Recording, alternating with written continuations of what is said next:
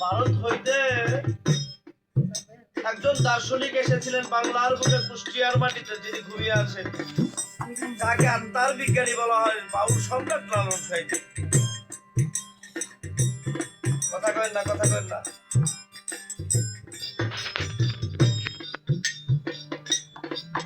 যিনি এসেছিলেন তিনি এসেছিলেন বিশ্বকবি রবীন্দ্রনাথ ঠাকুর, তারই যিনি বড় ভাই, তার নাম জিতেন্দ্রনাথ ঠাকুর।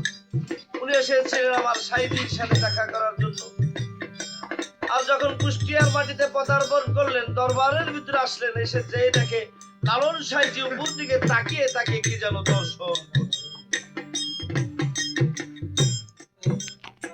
লালন সাইজিকে ডেকে ডেকে বলা হইল,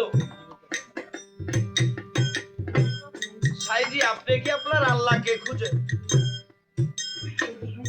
উনি বললেন না, আমি আল্লাহকে খুঁজি না। ও, আপনি ইসলাম ধর্মের লোক না? তাহলে কি আপনি আপনার ভগবানকে খুঁজেন? উনি বললেন না, আমি আমার ভগবানকেও খুঁজি না। তাহলে কি আপনি আপনার ঈশ্বরকে খুঁজেন, গডকে খুঁজেন? উনি বললেন না, আমি আমার গডকেও খুঁজি না।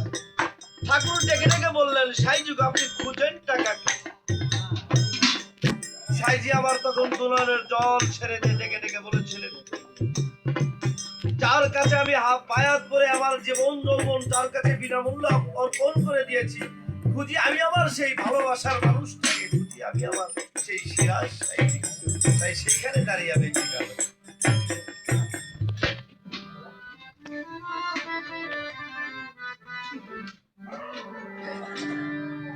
দয়ার নো মায়ার নো দয়ার নো মায়ার নো কোথায় রোলে লুকাইয়া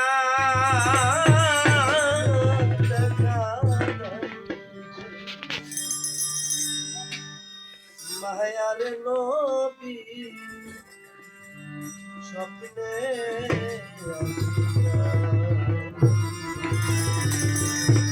দেখা